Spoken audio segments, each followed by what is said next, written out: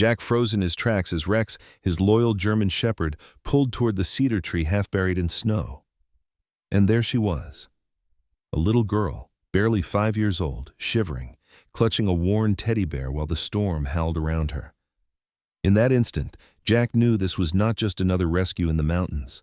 This was the beginning of a story about silent heroes, sacrifice, and the fragile hope of a child who had almost been forgotten. Before we begin, tell us in the comments where you are watching from and how this moment makes you feel. If you believe every child deserves protection and kindness, subscribe to our channel and join us on this journey. Thank you for being here, and may your day be filled with warmth and peace. The winter dusk had fallen heavy over Cedar Creek, a small Nevada town tucked among pines that whispered against the cold wind.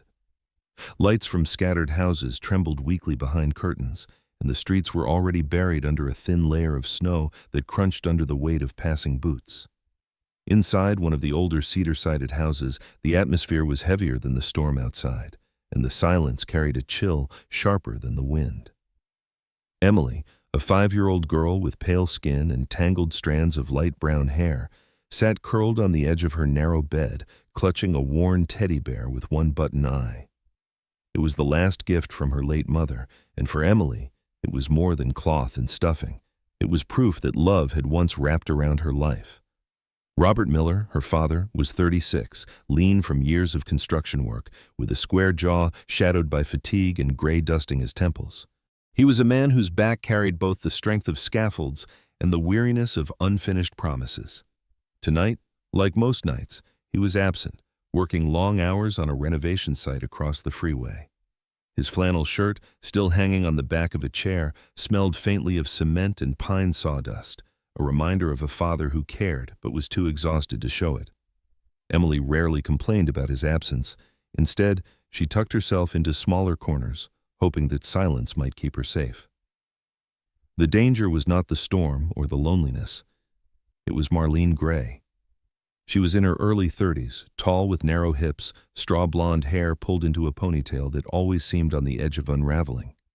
Her blue eyes, once striking, had grown pale and glassy from years of disappointment. Her mouth bore the grooves of bitterness, not laughter, and her hands often moved with sharp precision, as if the world could be kept in line by the stiffness of her posture. Marlene had once been a waitress in a roadside diner, where long shifts had taught her that hard words often worked faster than kindness. Whatever warmth she had possessed was long buried under the weight of unpaid bills and unfulfilled dream. When Robert was gone, her frustration sought the smallest target, the quiet little girl in the house. Emily tried to walk softly, pressing her feet into the carpet like snowshoes, her shoulders tucked inward as if her small bones might make less noise. Still, even silence was never enough.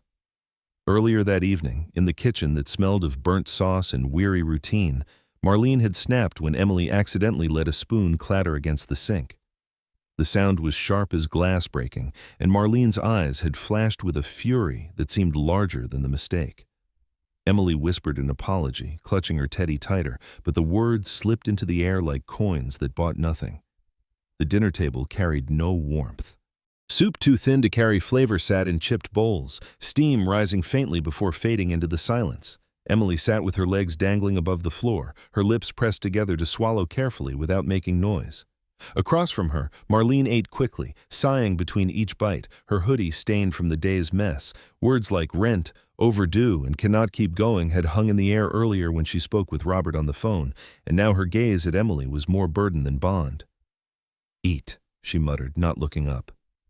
And Emily obeyed, counting the flecks of pepper in her bowl to calm her thoughts. In moments like these, the teddy bear became her shield. Its fur was once golden, now dulled into a faded tan. One button eye had fallen off, replaced clumsily by a stitch of black thread, but Emily thought it made the bear unique, as though it could see more carefully than anyone else. She pressed its soft body against her cheek at night, whispering secrets she could never share aloud, that she missed her mother, that she wished her father stayed longer, that she just wanted someone to tuck her in without sighing. When Marlene's voice rose in the living room, the bear absorbed her tears silently, its stitched smile never fading. Across the street, Jack Carter had noticed. At 42, he carried himself with the quiet gravity of a veteran who had seen too much but still believed in decency. His tall, muscular frame often leaned against the porch railing, his olive-green field jacket zipped against the cold, his cap pulled low to shield silver strands in his dark hair. Beside him, Rex, his 6-year-old German shepherd, stood with a harness snug around his chest. Rex was a strong dog, black-backed with tan legs and an alertness that never wavered. His amber eyes tracked every movement in the neighborhood, as if sworn to guard even those who did not ask for protection. Jack had seen Emily in the yard more than once. He had watched her small form standing near the porch, shoulders hunched, Marlene's voice slicing through the air with sharp words that left the girl clutching her teddy closer. Jack's fists had curled inside his jacket pockets, the instinct to intervene burning in him. Yet without proof, without cause beyond suspicion, he had held himself back. War had taught him the danger of stepping into fights without knowing the terrain, but fatherhood, even the kind he never had, told him that a child's silence was not normal. Rex, sensing his hesitation, often growled low in his throat whenever Marlene's tone rose, his body tense as if waiting for Jack's command. That night, as snow fell heavier, Emily sat by her bedroom window. The lamp on her nightstand flickered, casting long shadows across the walls where she had drawn with crayons long ago, only to have the drawings scrubbed away by Marlene. She pressed her hand against the frosted glass, tracing shapes in the condensation, small circles and lines that eventually became the outline of her teddy's face. She smiled faintly, proud of her creation, then pulled the bear closer under her chin. The wind howled against the house, but inside, the true storm was the emptiness between her and the adults meant to care for her. Downstairs, Marlene paced the living room, phone in hand, voice sharp with frustration. Words like useless, never home, and this cannot continue rattled off her tongue as she spoke with Robert, who was still at the job site. The conversation ended with a clatter as the phone hit the counter. The house groaned under the weight of the storm, but inside, it was Marlene's anger that pressed hardest against the walls. Emily heard it, even from her bed, and tucked deeper into her blanket. She hugged Teddy tight and whispered into the worn fur, "I just want to be loved." The words floated into the air, quiet as snow, but carried the weight of her entire world. Outside, Jack stood on his porch, Rex at his side, both watching as the lights in the Miller house dimmed. He could not hear Emily's whisper, but something in his chest tightened, a silent certainty that the child inside that cedar-sided house was holding on to hope as fragile as a candle flame. He reached down to pat Rex's head, the dog leaning into his hand with steady warmth. The storm was far from over, both outside and within the walls across the street, and Jack knew deep down that sooner or later, silence would not be enough to protect the little girl. The storm had gathered strength as the evening deepened, rolling across Cedar Creek with winds that moaned through the pine trees and flung sheets of snow against the cedar-sided houses. Inside the Miller home, silence had once again become the language of dinner, the thin soup barely touched, the clinking of spoons against bowls avoided for fear of sparking anger. Emily sat small at the table, her legs dangling, her gaze lowered, clutching her teddy bear on her lap as though its stitched smile might lend her courage. Marlene moved with irritation, scraping her bowl against the counter louder than necessary, and when the call with Robert ended in another sigh of resentment, the weight of the house pressed down harder than the storm itself. Emily slipped quietly from the table after washing her cup. Her soft steps counted carefully down the hallway until she reached her bedroom. She knew the patterns of this silence too well, knew that staying in her bed would not quiet the ache inside her chest. In her small world, hope had begun to take the shape of something distant, something beyond the suffocating walls of the house. She pressed her cheek against Teddy's worn fur and whispered, "There must be good people somewhere waiting for me." The thought clung to her like warmth, and it carried her to the window where the snow fell thick and white, beckoning like a curtain into another world. The decision was quiet, yet firm, the kind of resolution only a child can make when belief outweighs fear. She tugged on her small coat, patched at the elbows, pulled a knitted hat over her messy hair, and slipped her mismatched mittens onto trembling hands. Teddy was tucked beneath her arm, held tightly as if letting go would mean losing the last anchor to love she knew. She turned the door latch slowly, the sound of metal soft but sharp in her ears, and with one cautious breath, she stepped into the storm. The cold swallowed her instantly, stealing her warmth, but Emily pressed forward with tiny boots crunching into the powder, convinced the mountain to the north would lead her to the people she dreamed of. Outside, the snow fell harder, the lamps along Cedar Creek's narrow streets glowing faint halos, their light quickly consumed by the swirling flurries. The wind whipped against her small frame, tugging her hat sideways, chilling her cheeks until they flushed red. She staggered along the fence line, each step leaving shallow prints that wavered under the gusts. Emily hugged Teddy tighter, whispering to him as if he could answer, "We're going to find them, the good ones, the ones who will help." Her breath fogged into the air, vanishing almost immediately, as though even her hope was being tested by the storm. Meanwhile, across town, Jack Carter was on one of his routine evening patrols, his steps measured, his jacket zipped against the biting cold. He carried a small flashlight that cut narrow beams through the drifting snow, scanning the outline of abandoned cabins on the edge of the forest. These homes, left empty by families who had moved closer to Reno, often attracted squatters or lost hikers, and Jack made it his quiet duty to check on them when the weather turned rough. At his side, Rex moved with purposeful grace, his large frame cutting easily through the drifts, his breath steaming from his muzzle, his ears pricked for any sound out of place. Rex was 6 years old, his coat thick and dark along his back, fading into tan at his chest and legs. His amber eyes were sharp, attentive, always reading the world with an instinct honed by training and a bond with Jack that ran deeper than words. Tonight, however, his demeanor carried an extra tension, his tail low but steady, his nose testing the air with increasing urgency. Jack noticed, crouching briefly to check the dog's expression, and muttered, "What is it, boy? What do you smell?" Rex gave no bark, only a soft, insistent whine before pulling forward, his leash taut in Jack's gloved hand. As they approached the slope behind the last cabin, the snow glowed faintly under the flashlight's beam, and there, half filled by new flakes, were small impressions in the powder. Jack's breath caught as he leaned closer. Boot prints, far too tiny to belong to any adult. The steps were uneven, staggering, the kind of trail left by someone who didn't belong outside in a storm. His chest tightened instantly, the memory of Emily's wide, sad eyes from that afternoon flashing in his mind. "Oh God," he whispered under his breath, and the weight of suspicion hardened into certainty. Without hesitation, he followed Rex's pull, his boots crunching into the fragile line of prints. Emily pressed forward, her steps slow, her mittened hands growing damp from brushing against snow-laden branches. She tilted her face toward the looming outline of the mountain, its ridges blurred by the storm but still present, tall and patient. To her, the mountain was not frightening. It was where she believed kindness lived, where the good people waited. Her lips trembled as she murmured to Teddy, "We'll find them, you'll see."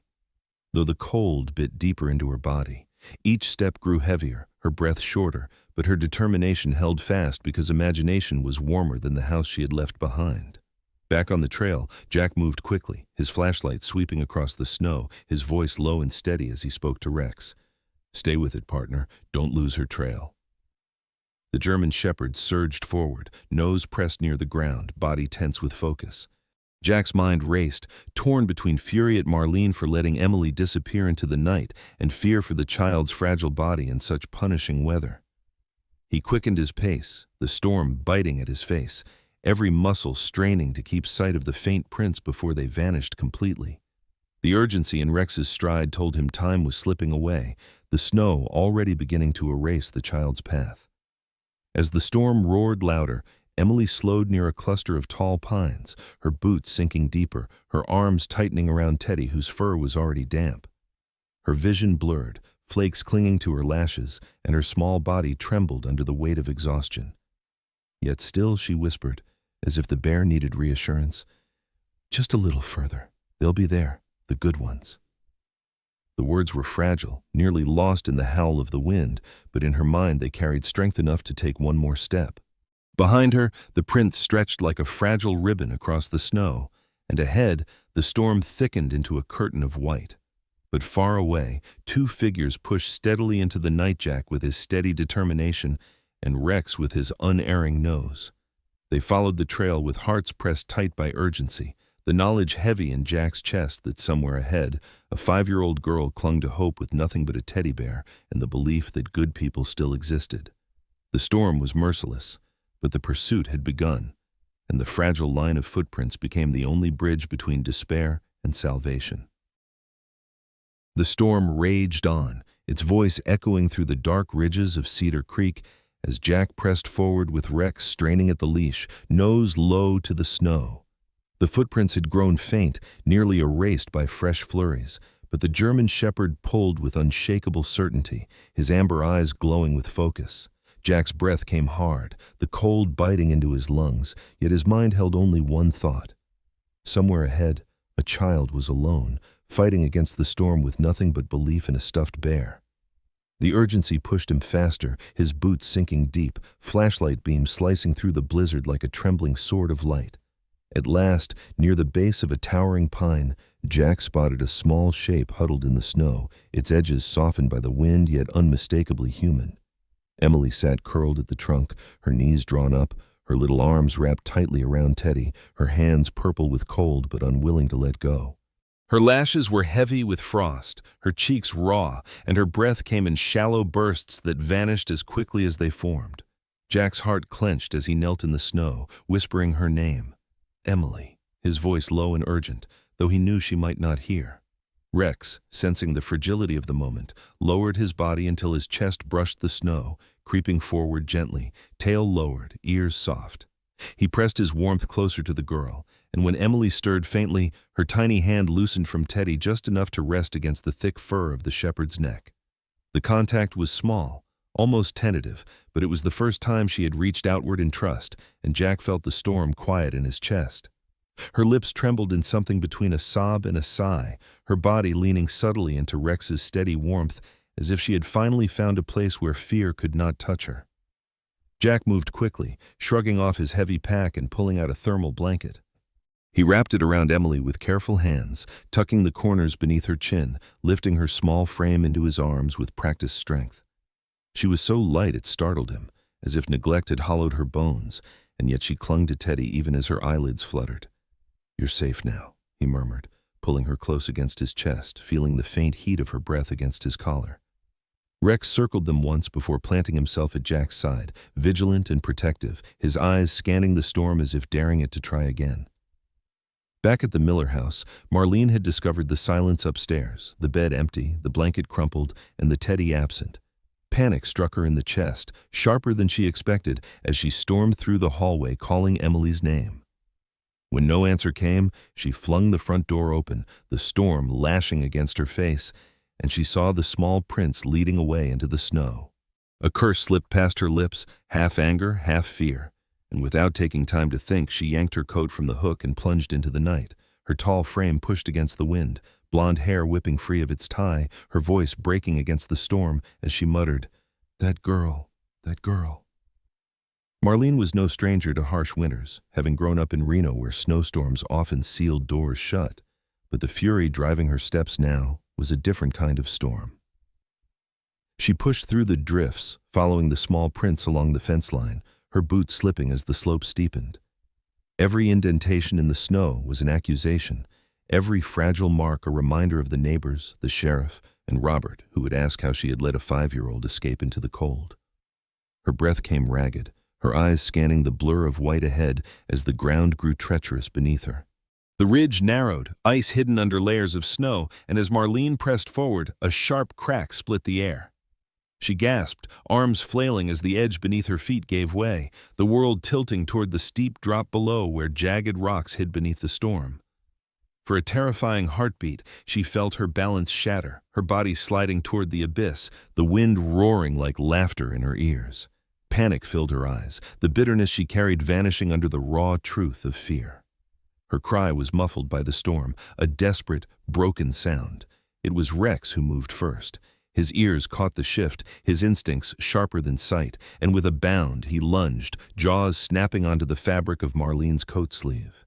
The leash jerked taut in Jack's grip as the shepherd anchored himself, muscles straining, snow spraying under his powerful stance. Marlene shrieked, half terror, half disbelief, as she felt herself yanked back from the brink by the very creature she had once cursed for barking too much in the neighborhood. Jack lunged forward as well, his free hand seizing her arm, pulling with steady force until her boots scraped back onto solid wood. For a moment, silence pressed in, broken only by the storm's howl, and the ragged gasps of survival. Marlene collapsed to her knees, chest heaving, her hair plastered against her face, her eyes wide with something rawer than anger. Jack steadied her, voice low but edged with steel. "You nearly went over. You need to stop before you take her down with you." Rex released her sleeve but stayed close, his amber eyes locked on her, a soft growl vibrating in his chest as a warning. Marlene swallowed, her breath shaky, as she realized she had been saved by the very dog she had dismissed. Emily stirred faintly in Jack's arms, her small hand still pressed to Teddy's damp fur, her head nestled against the blanket. Jack adjusted his hold, keeping her close, shielding her face from the storm with his broad shoulder. He met Marlene's pale gaze for a brief second, something unspoken passing between them. Not forgiveness. Not yet. But the undeniable truth that her carelessness had nearly cost a life. Jack turned without another word, setting his boots toward the rescue outpost farther up the trail, Rex padding close at his side, Marlene stumbling behind, her steps heavy but compelled by necessity. The storm pressed harder, the snow swirling thick as smoke, but Jack carried Emily with the steadiness of a man who had carried burdens heavier than his own pain. Each step was measured, each breath driven by the fragile warmth of the girl in his arms, a child who had chosen to believe in good people and had found them in the middle of a merciless night. Rex walked close, his ears sharp, his gaze never leaving the shadows, as if promising the storm itself that no harm would come again. And though the night remained cruel, there was now a fragile thread of hope stretched between them, bound by a soldier's arms, a child's trust, and a shepherd's unwavering loyalty. The storm had eased by dawn, though heavy clouds still draped the mountains and the air smelled of wet pine and smoke from the outpost stove.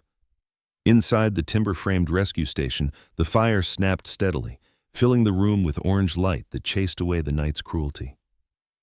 Emily lay wrapped in a thick wool blanket on a cot near the hearth, her small arms still clinging to Teddy while Rex curled close at her side, his steady breathing like a metronome of reassurance.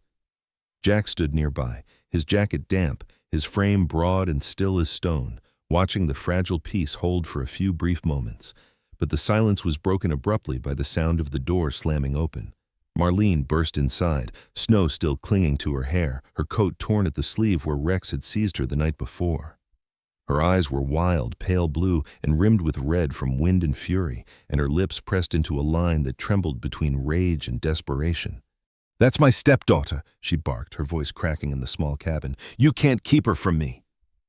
Her tall frame loomed forward, but before she could step closer, Jack moved without hesitation, positioning himself squarely between Marlene and the cot where Emily sat up, startled, clutching her beer tighter. Jack's presence filled the room like a wall. His olive field jacket was streaked with snowmelt, his shoulders squared, his cap pulled low, and his voice calm yet edged with unyielding steel. "Ma'am, stop right there," he said evenly, his gray-blue eyes locking on hers. "Emily is under protection now. She's not going anywhere with you." Rex rose instantly, his ears sharp, tail stiff, standing just off Jack's leg with a low growl rumbling in his chest. Emily pressed her face into the shepherd's thick fur, tears sliding down her cheeks even as her lips curved into the faintest expression of relief. The outpost door swung again, this time to admit 2 uniformed officers from the Cedar Creek Police. Officer Daniels, a man in his late 40s with a thick mustache and weathered face, stepped forward, his parka shedding snow as he removed his gloves. Beside him was Officer Perez, younger, dark-haired, with steady brown eyes that missed nothing. Daniels's voice carried the weight of experience, firm but not loud. "Marlene Gray?" he asked, flipping open a notepad already damp with flakes. "We've had reports of neglect and endangerment. We need you to step aside." Marlene's mouth fell open in disbelief. "Neglect? I've been raising her while he's gone every night," she snapped, gesturing wildly. "She doesn't listen, she—" But Daniels cut her off, his tone sharpened by long practice. "She's 5 years old." Neighbors heard shouting. "We have a witness account, and the child was found alone in a storm. That qualifies as endangerment." Perez stepped closer, producing handcuffs from his belt, his expression professional but unflinching.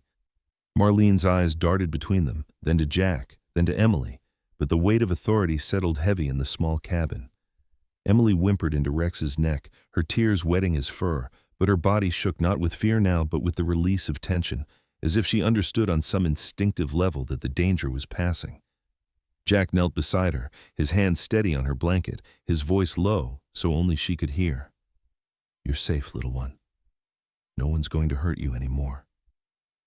Emily lifted her head just enough to meet his eyes, her lashes wet, her lips trembling, before hiding again in the shepherd's warmth. Rex gave a soft chuff, lowering his head gently over her lap as though sealing the promise.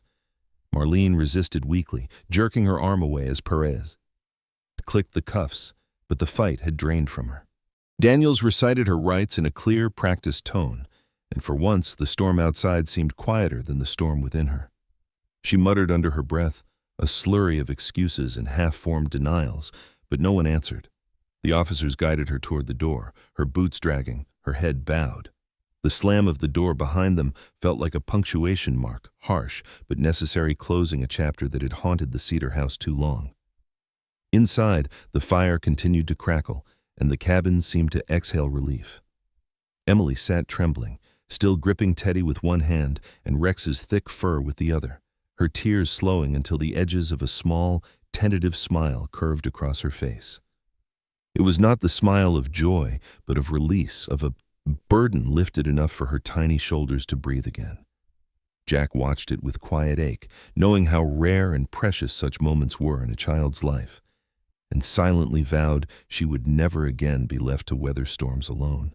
Later that day, at the Cedar Creek Town Hall, the case was addressed with unusual swiftness, the urgency of the storm underscoring the need for decisive action. The courtroom smelled faintly of pine cleaner and old wood, its benches filled with a handful of townsfolk who had braved the snow to see justice unfold.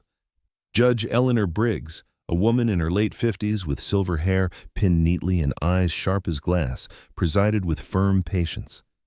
She listened to testimony from Jack, from Officer Daniels, and from neighbors who spoke of raised voices and shadows moving behind the Miller windows. When it was finished, her gavel fell once, the sound echoing. Temporary guardianship is granted to Jack Carter until a blood relative can be contacted. The child is to remain under his protection. The ruling was practical but carried the force of hope. That same evening, word reached the outpost that Sarah Morgan, Emily's maternal aunt, had been located in Reno. Sarah was 32, auburn-haired, with a calm presence born from years of caring for others. She had once fought for visitation after her sister's death, but had been denied by the court, a loss that had weighed heavily on her. Now, she would be contacted to step into her rightful role. For Emily, the future had shifted. A new thread of safety had been woven into the fabric of her fragile life. As the fire dimmed in the outpost and the storm faded to a hush outside, Emily curled once more into the cot, her teddy tucked beneath her chin and Rex pressed warm against her legs. Jack remained near, his tired eyes steady, his heart softened by the sight of a little girl finding comfort at last. For the first time in a long while, Emily closed her eyes not in fear but in something resembling peace.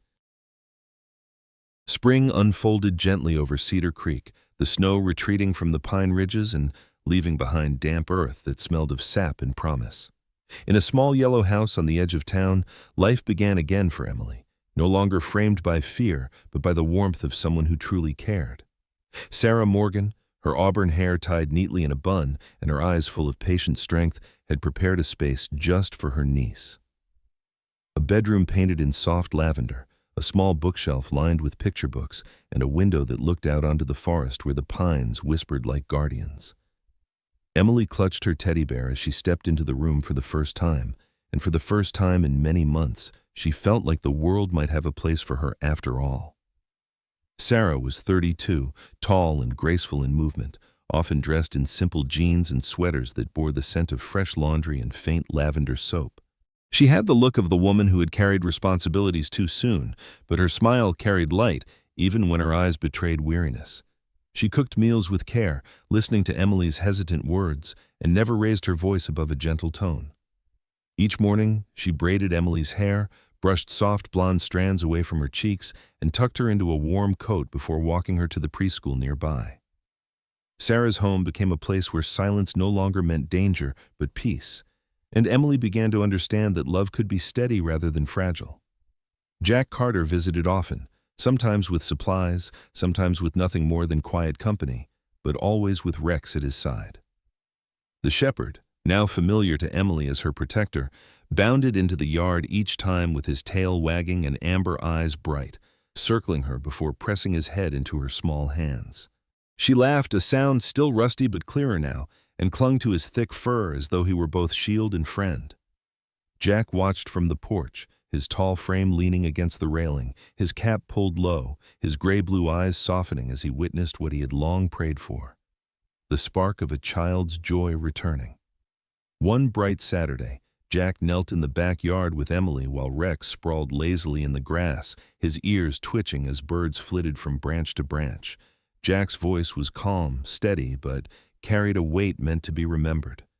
"Emily," he said, looking at her directly, "I want you to know 3 rules that helped me when the world felt too heavy."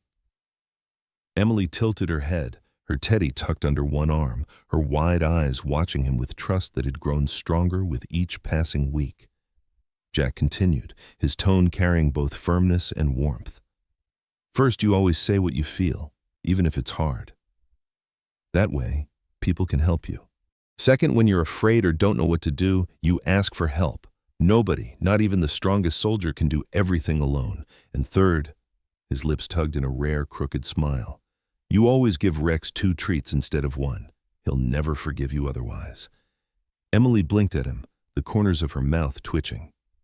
For a heartbeat, the yard was silent except for the rustle of pine needles and the distant call of a jay. Then, a sound broke from her chest light, free and unguarded. She laughed. It was her first real laughter since her mother's passing, bright and full, spilling into the air like bells.